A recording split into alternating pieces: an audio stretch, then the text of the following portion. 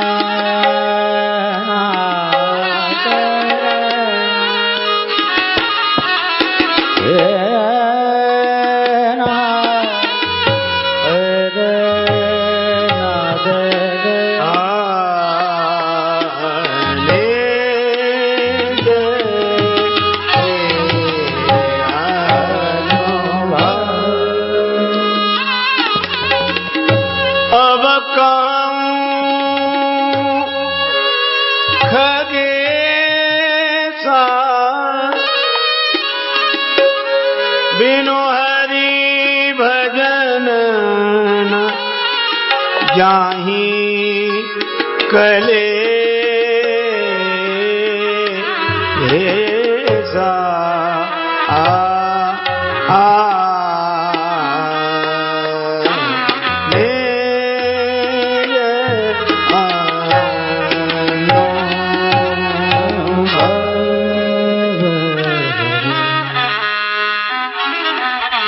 श्री कागभूषण जी कहते हैं, हे गरुड़ जी, मैं अपना अनुभव आपको बता रहा हूं। बिना भगवत भजन के जीवन के क्लेश समाप्त नहीं होते। बिनु हरि भजन न जाहि कलेशा। सपने हूं जग में आराम नहीं, आराम तो राम के पायन में। संसार का स्वरूप बताते हुए भगवान श्री कृष्ण ने कहा, दुखालयम अशाश्वतम। ये संसार दुख का घर है और क्षण भंगुर है, शाश्वत नहीं, अशाश्वत है, सदा रहने वाला नहीं है। इसमें क्लेश ही क्लेश हैं। पर इस संसार में रहकर जो भगवत भक्ति परायण व्यक्ति होते हैं, उनके जीवन में कोई क्लेश नहीं रहता। बिनु हरि भजन न जाहि कलेसा। भगवान कहते हैं कि अपनी भक्ति में सुदृढ़ निष्ठा होनी चाहिए, भक्ति पक्ष हठ, किंतु आगे मना किया है, नहीं सठताई। अपनी भक्ति निष्ठा में व्यक्ति को सुदृढ़ होना चाहिए, किंतु दूसरे की निष्ठा का खंडन नहीं करना चाहिए, क्योंकि सभी रास्ते सही हैं, गलत कोई नहीं। रास्ते कभी एक नहीं होते, पर लक्ष्य कभी अलग अलग नहीं होते। रास्ते अलग अलग, किंतु रिश्ता तो एक ही। अच्छा देखो, मैं आपसे एक उदाहरण दूं। आप ऐसे सोचो जैसे हम लोग श्री अवध धाम में बैठे हैं और श्री अयोध्या जी को लेकर कोई व्यक्ति चर्चा करे कि अयोध्या जी उत्तर में है, और दूसरा कहता कि नहीं दक्षिण में है। तीसरा बोला नहीं नहीं पूरब में है। चौथा बोला नहीं नहीं पश्चिम में है। अब ये चारों अलग अलग बोल रहे हैं, तो क्या चारों अयोध्या जी के बारे में बोल रहे हैं? अयोध्या जी के बारे में ये कोई नहीं बोल रहे हैं। ये तो अपनी सूचना दे रहे हैं कि हम कहां हैं। क्योंकि अयोध्या जी से पूछो कि आप कहां हो, तो अयोध्या जी कह दी ना हम उत्तर में, न दक्षिण में, न पूरब में, न पश्चिम में, हम तो अपनी जगह हैं। तो ये जो चार लोग अलग अलग तरह की बातें कह रहे हैं, ये अलग अलग तरह की बातें कहने के बाद भी अलग अलग नहीं है। उत्तर में रहने वाले को अयोध्या जी दक्षिण में दिखाई देंगी, दक्षिण में रहने वाले को उत्तर में दिखाई देंगी, पूरब में रहने वाले को पश्चिम में दिखाई देंगी, पश्चिम में रहने वाले को पूरब में दिखाई देंगे। तो अब इनको करना क्या चाहिए? ये कोई सत्य नहीं बोल रहे हैं और कोई असत्य नहीं बोल रहे हैं। अलग अलग बोलते हुए भी कोई सत्य नहीं बोल रहे हैं, कोई असत्य नहीं बोल रहे हैं। इन्हें यह करना चाहिए कि जो जहां है वहीं से आगे की ओर बढ़ना चाहिए, सामने वाले का खंडन नहीं करना चाहिए। उत्तर वाला भी बढ़े, दक्षिण वाला भी बढ़े, पूरब वाला भी बढ़े, पश्चिम वाला भी बढ़े, और बढ़कर जब सब अयोध्या जी आ जाएंगे तब सब यही कहेंगे कि भैया वो सब बातें अब वहीं रह गई, न पूरब न पश्चिम न उत्तर न दक्षिण, अयोध्या जी तो अयोध्या जी हैं। यहाँ हमें राम जी मिल गए, तो राम जी एक, अयोध्या जी एक, ये रास्ते अलग अलग हैं। इसीलिए हमें गर्व होना चाहिए कि हम अलग अलग होकर भी एक हैं, हम अखंड हैं। पर कठिनाई यह हुई कि हमने अपने निश्चय के आधार पर चलना तो शुरू नहीं किया, लड़ना शुरू कर दिया और खड़े हम वहीं रहे। हमने कहा कि नहीं बस अयोध्या जी उत्तर में है, तो उत्तर वाला भले ही दक्षिण में कहता रहे, वह भी वहीं खड़ा है, हम भी वहीं खड़े हैं। खड़े मत रहो, चलो। अच्छा, भूल कर भी अपना रास्ता छोड़ना नहीं, क्योंकि रास्ता आपके हिसाब से है, भगवान के हिसाब से नहीं है। आप जहां हैं वहीं से आपका रास्ता शुरू है। इसलिए कभी अपने रास्ते का त्याग न करें, ये भक्ति पक्ष हठ, और कभी दूसरे का खंडन न करें, क्योंकि वह भी रास्ता सही है। सभी नावें आपको पार ले जा सकती हैं, लेकिन जाते समय एक ही नाव में बैठना पड़ेगा। दो नावों में एक साथ हम नहीं बैठ सकते। इसलिए अपनी निष्ठा में सुदृढ़ रहना चाहिए। स्वधर्मे निधनम श्रेयो पर धर्मो भयावह। अपनी निष्ठा में सुदृढ़ रहते हुए कभी भी किसी का विरोध न करें, ऐसा भगवान श्री राम कहते हैं। भगति पक्ष हठ नहीं सठताई,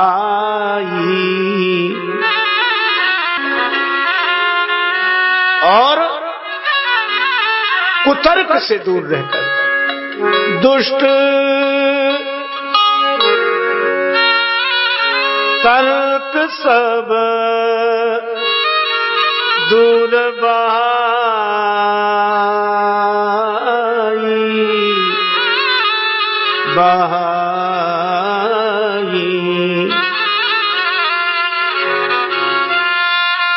अब आपको आपके सदगुरु ने कहा, सोते जागते उठते बैठते बोलो, आते भी राम बोलो, जाते भी राम बोलो, राम राम राम बोलो। आते भी राम बोलो, जाते भी राम बोलो, राम राम राम। आते भी राम बोलो, जाते भी राम बोलो, राम राम राम। आते भी राम बोलो, जाते भी राम बोलो, राम राम राम। बोलो आते भी राम बोलो जाते भी राम, बोलो राम राम राम। बोलो आते भी राम, बोलो जाते भी राम, बोलो राम राम राम। बोलो राम राम राम, बोलो राम राम राम, बोलो राम राम राम राम राम। अब आपने सुन लिया कि हमें भगवान का नाम लेना चाहिए, सोते जागते उठते बैठते जब मौका लगे तब सीताराम सीताराम सीताराम हम करें। यह एक मार्ग हो गया।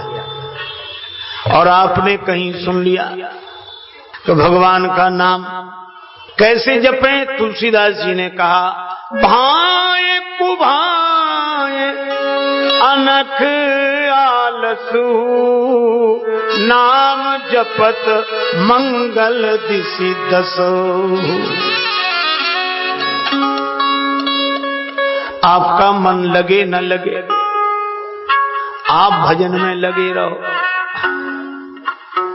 अच्छा देखो, महापुरुषों ने कहा कि आग है, आग में आप मंत्र बोलकर आहुति देते हैं और अग्नि उस आहुति को अपना रूप बनाती है, जलाती है।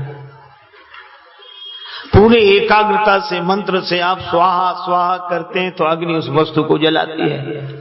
अच्छा मान लो आपका मन न लगे, मंत्र भी याद ना हो, धोखे से आपका गमछा आग में गिर जाए तो आग जलाएगी कि नहीं? आग यह तो नहीं कहेगी कि तुमने मंत्र नहीं जपा, तुमने एकाग्रता से नहीं डाला, तुमने स्वाहा स्वाहा नहीं कहा, तुम नहा के नहीं बैठे। अग्नि यह सब नहीं कहेगी। अरे अग्नि का तो स्वभाव है जलाना। इसी तरह अग्नि जब आपसे एकाग्रता की आशा नहीं रखती तो भगवान का नाम भी आपसे एकाग्रता की आशा नहीं रखता। जबई नाम हृदय धरा भया पाप का नाश, जैसे चिनगी आग की परी पुराने घास। इसलिए आप तो बिना कुछ परवाह किए जप करते रहो, भजन करते रहो। अब यह आपका एक मार्ग हो गया, ठीक है? अपनी निष्ठा में दृढ़ रहो। अब आपने सुन लिया क्या? कबीरदास जी कहते हैं, माला तो कर में फिरे जीभ फिरे मुख माही, मनुआ तो चौदिसी फिरे यह तो सुमिरन नाही। हाथ में माला फिरे, जीभ मुख में फिरती रहे, मन चारों तरफ घूमता रहे, ये कोई सुमिरन है? ये कोई जप है? अब आप माथा पकड़ के बैठ गए। अब अपने पर भी गिलानी हुई, रख दी माला। भजन की विधि सीखेंगे, कोई विधि अलग है इसकी। अब अपना छूट गया, दूसरा मिला नहीं। तब तक किसी ने कह दिया राम राम राम राम करने से क्या कल्याण होगा?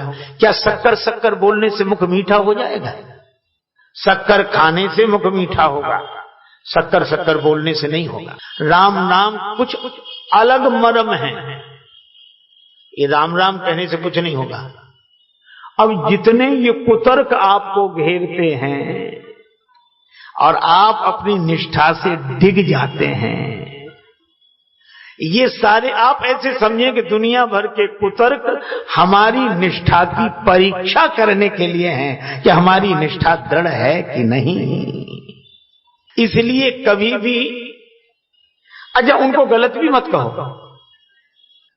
अब कबीर बाबा गलत नहीं कह रहे हैं, पर वो भाव की भक्ति की दृष्टि से नहीं बोल रहे हैं, वो विचार की दृष्टि से बोल रहे हैं। और तुलसीदास जी भाव की दृष्टि से बोल रहे हैं, तो विचार की नाव भी आपको पार ले जाएगी और भाव की नाव भी आपको पार ले जाएगी। लेकिन पहले यह निश्चय करो कि आप भाव की नाव में बैठे हो कि विचार की नाव में, और भाव की नाव में बैठे हो तो विचार की नाव का खंडन मत करो और न उससे प्रभावित हो। आप तो अपनी मस्ती में चले जाओ, इसका नाम भक्ति का मार्ग है। ये भक्ति पक्ष हठ नहीं सठताई, दुष्ट तर्क सब दूर बहाए। अरे जीवन बीता जा रहा है, हम निर्णय ही नहीं कर पा रहे, निश्चय ही नहीं कर पा रहे, क्या निर्णय करना, क्या निश्चय करना, बस सोते जागते उठते बैठते भगवान हम आपकी शरण में हैं, आपका नाम ले रहे हैं, कुसंग का परहेज कर रहे हैं। बस बिगड़ी जन्म अनेक की अब ही सुधरे आज, होए राम को नाम जप तुलसी तज को समाज। राम जी की शरण में रहकर राम जी का नाम लेना और कुसंग का परित्याग करना, बस यह एक मार्ग हो गया। इसी मार्ग के आधार पर हमें चलना चाहिए, या इसी तरह के जो मार्ग हैं, कोई एक मार्ग भक्ति पक्ष हठ पर नहीं सठताई, दुष्ट तर्क सब दूर बहाई। आप सवेरे जाग गए, बड़ी अच्छी बात है, पर जो नहीं जागे, एक आदमी सवेरे सवेरे जाग गया, उसके एक मित्र थे जो रोज सवेरे जागकर भगवान का भजन करते थे। उस मित्र ने कहा कि भैया हमको भी जगा लिया करो। उसने कहा अच्छा जगा ले। दूसरे दिन वो जागा और उसने उसे भी जगाया, और वो पहले वाला आदमी जागकर भगवान का नाम लेने लगा, और ये जो दूसरा वाला था ये जागा। अब इसने इधर उधर देखा, कई लोग सो रहे थे। अब इसने शुरू किया, कैसे पापी लोग हैं, अब तक सो रहे हैं, जगे नहीं हैं, इन्हें क्या मनुष्य जीवन जीने का फल मिला, ये तो सो रहे हैं, पापी हैं, नरक जाएंगे, इनकी तो जिंदगी खराब हो गई, इनका ये। तो पहले वाले ने कहा कि हमसे गलती हो गई जो हमने तुम्हें जगा दिया। अरे तो तुम जागे इसलिए थे कि इन सोते हुओं को देखो और इनको गाली दो, इनका विरोध करो। अरे तुम तो जागे थे भगवान का भजन करने के लिए, इसीलिए भैया तुम्हें जीवन मिला है भगवान का भजन करने के लिए, दुनिया भर की बुराइयां देखने के लिए जीवन नहीं मिला। उनका अपना ढंग होगा, आप तो अपने। तेरे भावे जो करे भलो बुरो संसार, नारायण तू बैठ के अपनो भवन बुहार। भगवान ने इतने सुंदर वचन कहे, सुनत सुधा सम, सुनत सुधा सुधा सम वचन राम के सुनत सुधा, वचन राम के सुनत सुधा। सबन गहे पद कृपा धाम के, सबन गए सब कृपा धाम के, सबन गए सब पद कृपा धाम के, सुनत सुधा राम के सुनत सुधा, सुनत सुधा, सुनत सुधा।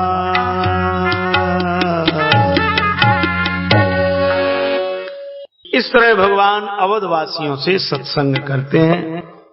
सभी ने भगवान के चरणों में प्रणाम किया और यह कहा कि प्रभु ऐसी शिक्षा आपके बिना और कोई नहीं दे सकता। अस सिख तुम बिनु दे न को, आपकी बड़ी कृपा, बड़ी कृपा। ऐसे भगवान श्री राम स्वधर्म का पालन करते हैं और पूरी प्रजा से कराते हैं। भगवान राम का नित्य का नियम, वेद पुराण सुनहि मन लाई, ये बाल्यकाल में। और अब वेद पुराण वशिष्ठ बखानहि, सुनहि राम यद्यपि सब जानहि। सब जानते हैं, फिर भी वेद पुराण गुरुदेव वशिष्ठ वर्णन करते हैं, श्री राम जी सुनते हैं। एक बड़े उच्च कोटि के संत जा रहे थे, उनके साथ उनका शिष्य था। रास्ते में पीपल वृक्ष पड़ा, उन्होंने पीपल की परिक्रमा की, पीपल को प्रणाम किया, हाथ जोड़े, सिर झुकाया। शिष्य बोला, महाराज आप तो इतने उच्च कोटि के, इतने बड़े महात्मा हो, आपको भी ये पीपल को परिक्रमा करना और प्रणाम करना जरूरी है क्या? महात्मा बोले ये हम तुम्हारे लिए कर रहे हैं, हमारे लिए क्यों? कहा अगर हम नहीं करेंगे तो तुम तो करोगे ही नहीं। गतानुगति को लोका, एक दूसरे की नकल करते हैं लोग। आप ये देखो, जैसे एक आदमी गया तो उन लोगों को ऐसे अभ्यास हो जाता है जल में तैरने का कि वैसे पड़े रहते हैं जैसे कोई पलंग पर सो रहा हो। अब एक आदमी ने देखा कि इसमें तो कुछ करना ही नहीं पड़ता, बहुत आराम है। अब उसकी नकल करके कोई दूसरा भी आराम करने जाए तो पूरा ही आराम मिल जाएगा कि नहीं? वो कुछ नहीं करते दिखाई दे रहा है, ये बहुत दिन करने का फल है। तो ऐसी नकल नहीं करना चाहिए। पर एक आदमी गया और पानी में उसने सोचा ऐसे हम भी लेट गया तो डुबकी लगी, और डुबकी लगी तो बड़ी तेजी से निकल कर भागा। तैरना जो सिखा रहा था उसने कहा ऐसे नहीं, ऐसे ऐसे। उसने कहा हम पांव पानी में रख ही नहीं सकते, और भागा। तो तैराने वाले ने कहा फिर तैरना कैसे सीखोगे? तो कहने लगा कि जब हम तैरना सीख लेंगे तब तालाब में पांव रखेंगे, उसके पहले तो रख ही नहीं सकते। अब बोलो, तालाब में पांव ही नहीं रखेगा तो तैरना कैसे सीखेगा? तो कभी कभी ऐसे लोगों के लिए भी महापुरुषों को वैसा ही आचरण करना पड़ता है, ताकि वो हमारे आचरण से प्रेरणा लेकर वैसा ही करें।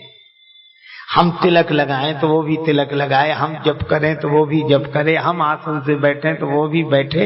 भगवान श्री राम ऐसा ही करते हैं। वेद पुराण वशिष्ठ बखानई, पर सुनहि राम यद्यपि सब जानई। सब जानने के बाद भी राम जी सुनते हैं, क्योंकि शास्त्र सुचिंतित पुनि पुनि देखिए।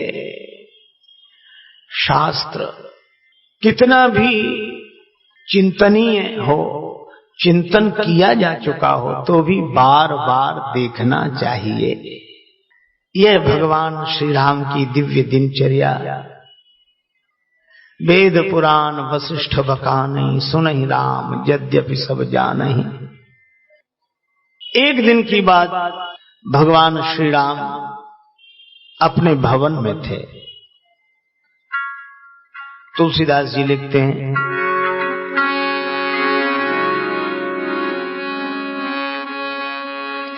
वशिष्ठ मुनि महाराज का आगमन हुआ। कहां? जहां राम सुख धाम सुहाए।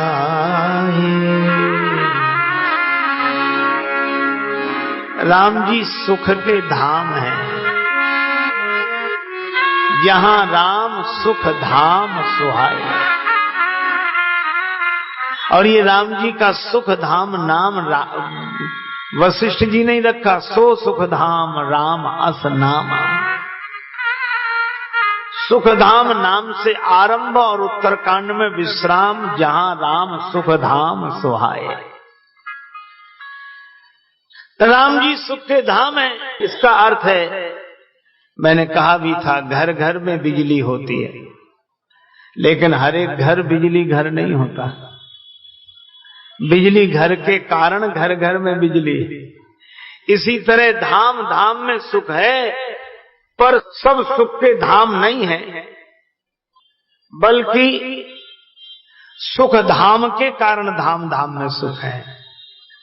गुरु वशिष्ठ जी सोचते हैं, सीकरते त्रैलोक सुपासी, जिसके बिंदु से सब सुखी हो रहे हैं, उस सुख सिंधु का दर्शन करें। श्री वशिष्ठ जी आए, राम जी ने प्रणाम किया, चरण धोए, गुरु जी बैठे रहे। राम जी ने चरणों में प्रणाम किया, तिलक किया, आरती उतारी, हाथ जोड़े, आशीर्वाद भी गुरु जी ने दिया। पर गुरु जी ने कहा कि राम, ये सब हो चुका? हाँ गुरुदेव, हो गया। अब अंदर कमरे में आओ। राम जी अंदर गए। गुरु जी ने कहा किवाड़ बंद करो। किवाड़ बंद हो गए। आसन वहां था। गुरु जी ने कहा कि राम तुम बैठ जाओ। राम जी ने कहा कि गुरुदेव मैं आपके सामने बैठूं।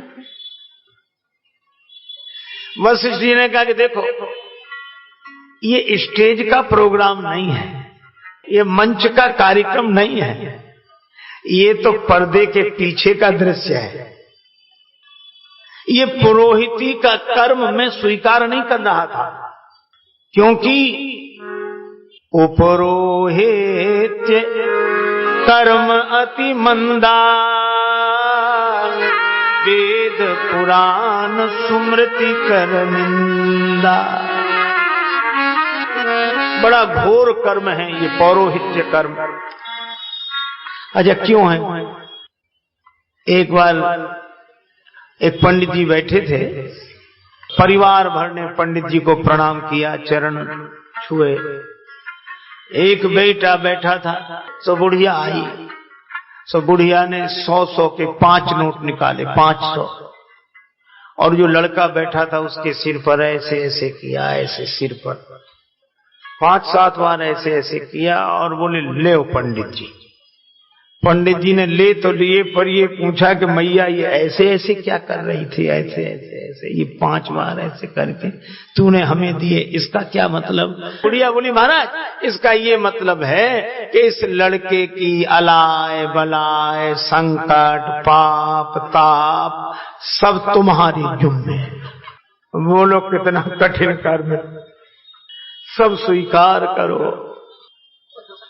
श्री रामकृष्ण परमहंस जी महाराज से एक भक्त ने पूछा, बाबा आपको यह रोग हुआ है, आप इससे मुक्त नहीं हो पा रहे हैं, गले का कैंसर है, बोलते नहीं बनता, पानी निगलते नहीं बनता, इतनी पीड़ा हमसे नहीं देखी जाती है, ये आप जैसे महात्मा में कोई दोष नहीं है, फिर ये रोग क्यों हुआ? कोई पाप नहीं, फिर ये क्यों हुआ? पाप का फल रोग है। श्री परमहंस जी ने मुस्कुरा कर कहा कि देखो ये तुम सब लोगों की वजह से हुआ। कैसे? कहा कि तुम सब आके महाराज प्रणाम, महाराज प्रणाम, महाराज प्रणाम, महाराज प्रणाम, ये चरणों में बार बार प्रणाम हम कहते रहे, खुश रहो खुश रहो खुश रहो खुश रहो। तो इधर से जो खुश रहो तो उधर चला गया, पर जो उधर का दुख है उसे भोगेगा कौन? इसलिए मैं अपना ही नहीं तुम्हारा भी भोग रहा हूं। इसीलिए तो हमारे यहाँ पुरोहित की बड़ी महिमा है कि वो दूसरे का कर्म स्वयं स्वीकार करके भजन के द्वारा अपना मिटाए और उसका मिटाए। इसीलिए बंदो प्रथम महीसुर चरणा, मोह जनित संशय सब हरणा। ये पुरोहित कर्म बहुत कठिन कर्म है, बहुत। वशिष्ठ जी कहते हैं ये पौरोहित्य कर्म में स्वीकार नहीं कर रहा था, वेद पुराण स्मृति सब इसकी निंदा करते हैं। लेकिन ब्रह्मा जी ने कहा जब न ले तब कहे विधि मोही, कहा लाभ आगे सुत तो ही।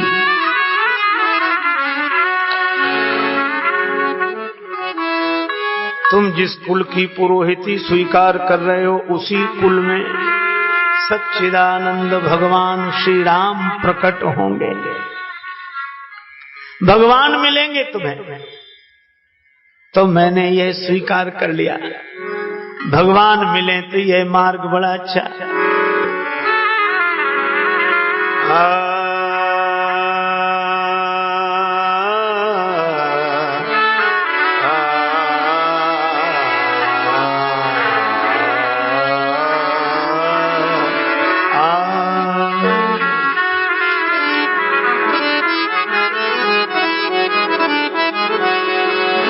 मैं प्रतीक्षा करता रहा, अनेक राजाओं का पुरोहित बना रहा। धीरे धीरे महाराज दशरथ का भी पुरोहित रहा, और एक समय आया तब सच्चिदानंद भगवान प्रकट हुए और आपके प्रकट होते ही मेरा मन आनंद से भर गया।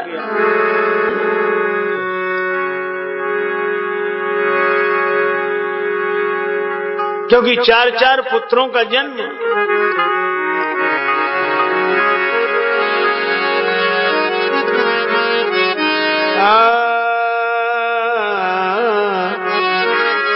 चार प्रगटे ललनवा भवनवा में बाजे बजनवा।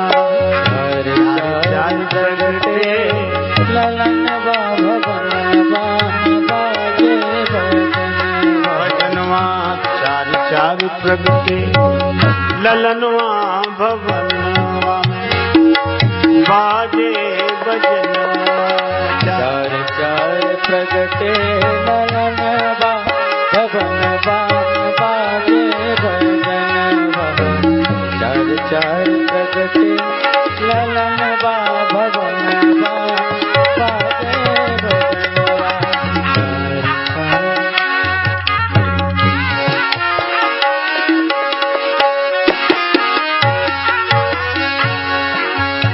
चार पुत्रों का जन्म हुआ और ऐसे लगा कि भगवान ही 4 रूपों में आ गए और इतने सुंदर सुंदर। दुई सुत नीलमणि छवि छीनत, दुई सुत कंचन बरनवा भवनवा बाजे बजनवा।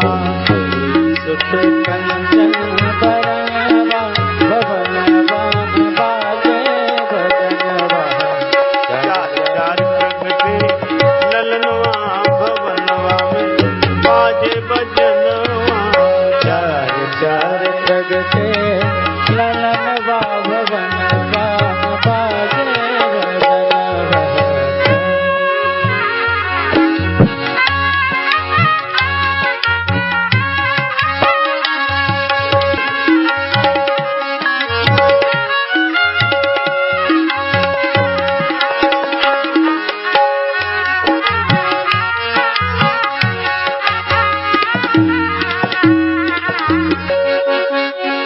लेकिन इन 4 पुत्रों का दर्शन करने बड़े बड़े लोग आए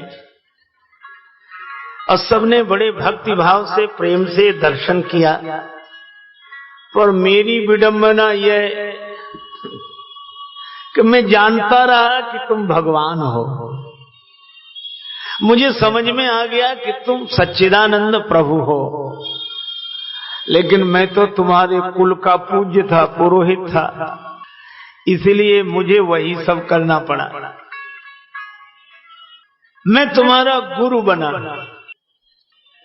तो और सब तो तुम्हारा दर्शन करते रहे, भक्ति करते रहे, आनंद लूटते रहे, लेकिन मैं तो पहले से पुरोहित था तो तुम्हारा भी गुरुजी बनना पड़ा और तुमसे चरण धुलाए, चरण छुलाए और जीवन भर पूजा कराता रहा।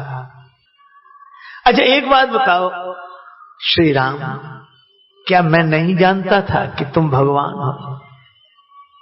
पर यह जानने के बाद मेरा साहस तो देखो कि भगवान से पूजा कराता रहा, भगवान से प्रणाम कराता रहा।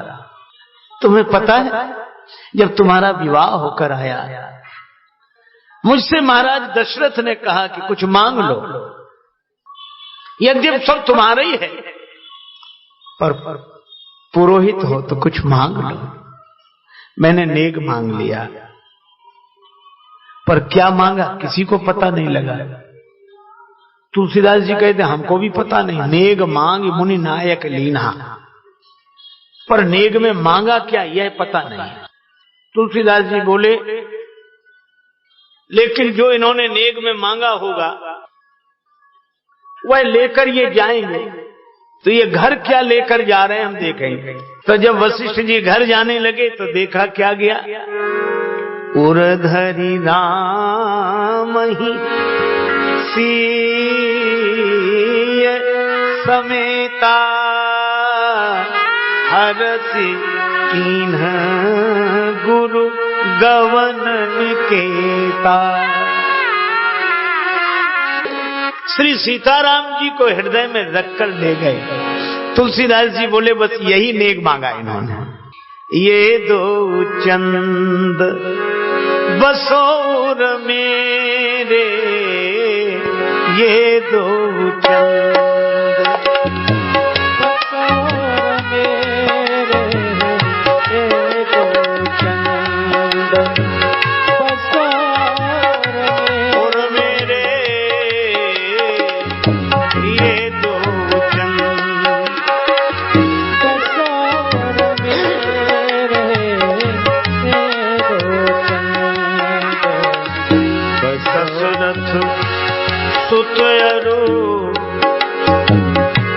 जनक नंदनी, अरुण कमल कर कमलन फेरे, ये दो चंद बसोर मेरे, ये दो चंद बसोर मेरे, ये दो चंद बसोर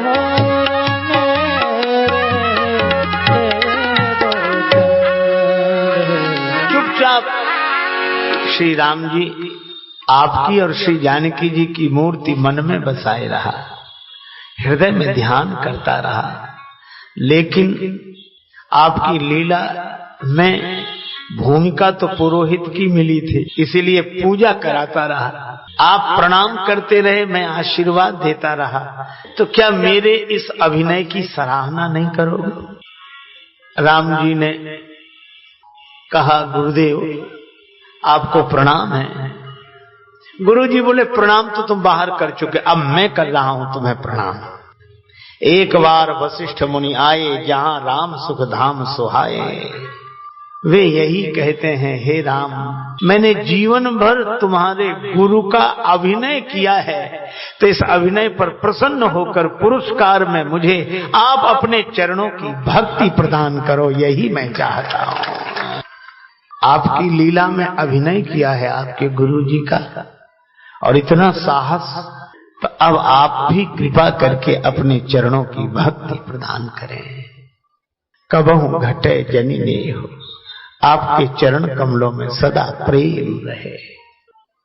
एक यह लीला हुई। अयोध्या में चारों तरफ आनंद ही आनंद।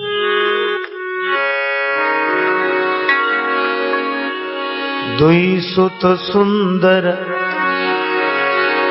सीता जाए, लव कुश वेद पुराणन गाए।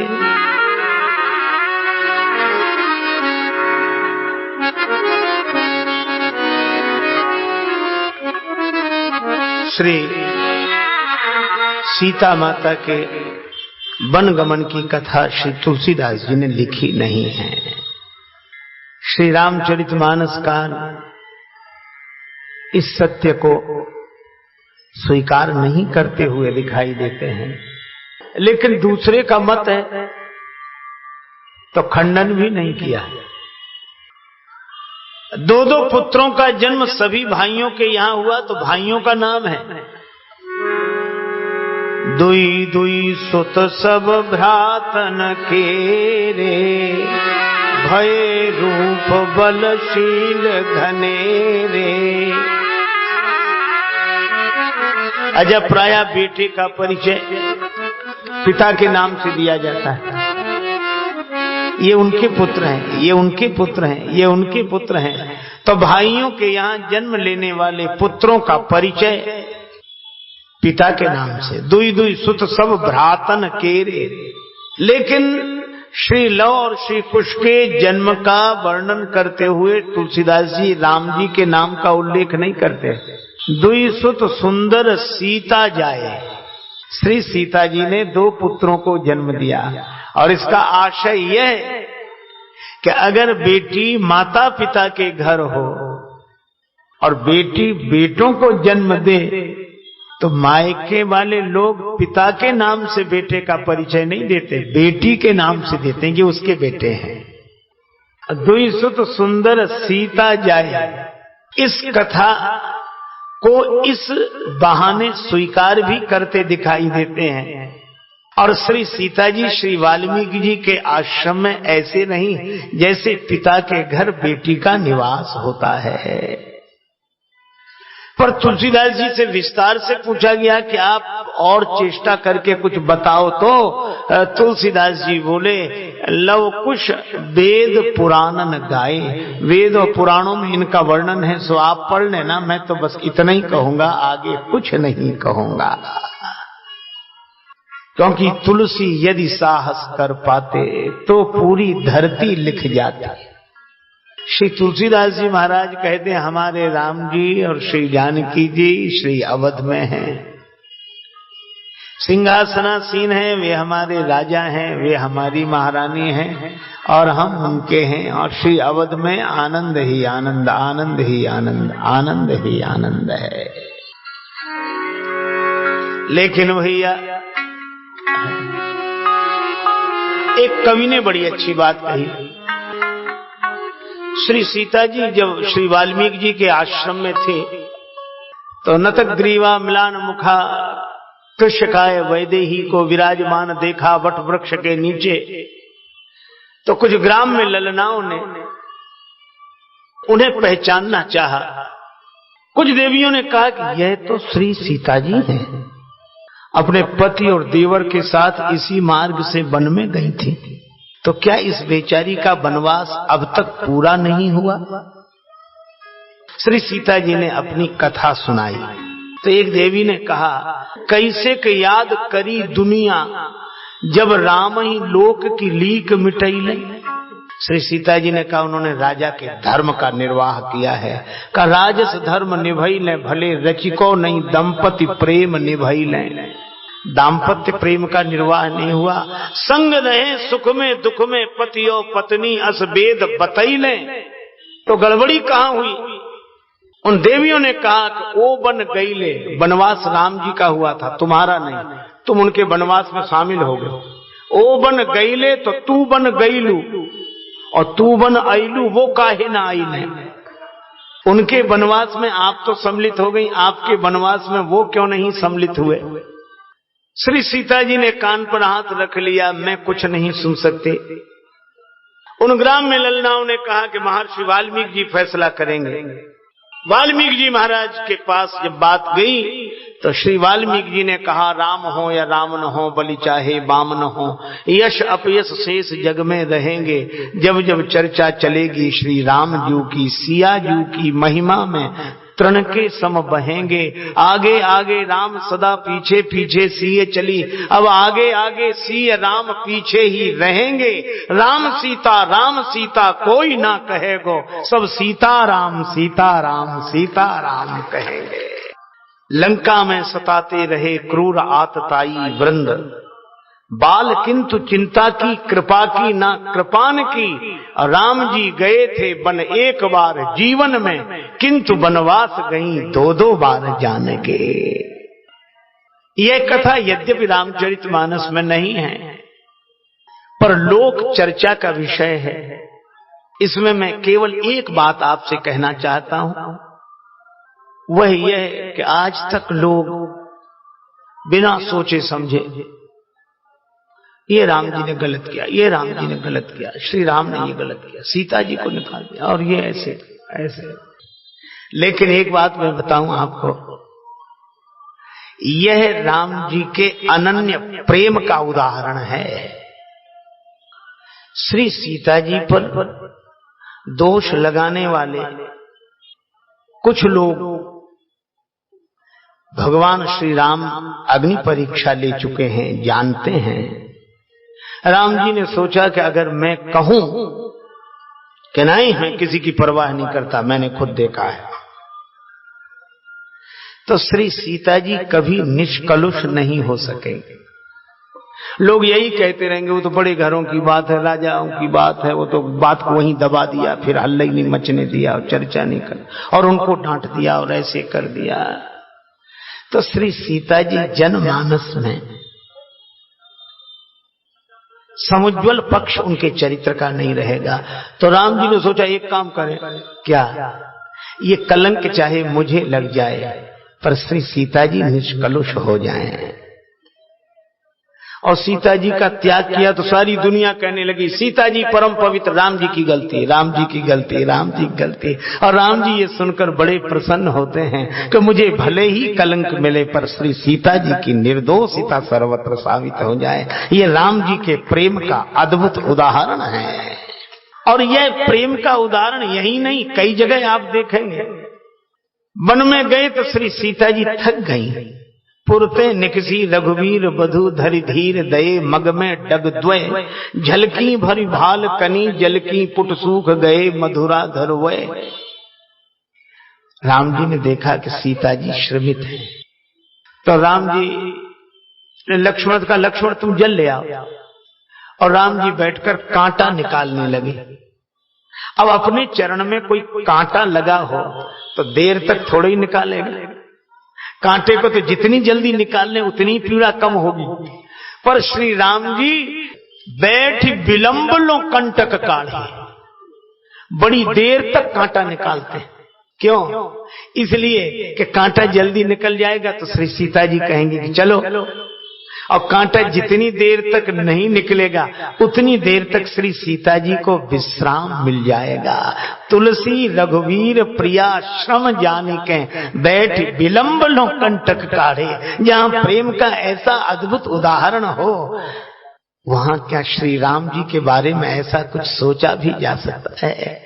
इसलिए श्री सीताराम जी कहियत भिन्न न भिन्न, बंदो सीता राम पद जिनहि परम प्रिय खिन्न। ऐसा परम प्रेम परम स्नेह। इसलिए मैंने शुरू में ही कहा भक्ति पक्ष हट नहीं सठताई, दूसरी कथाओं का विरोध नहीं। पर हमारे श्री सीताराम जी तो वन से आकर भवन में हैं, और जब से भवन में हैं तब से आज तक कनक भवन में हैं। भगवान यही है, यही है। अब तो एक दिन देवर्षि नारद जी आए, भगवान का गुण गाकर गए।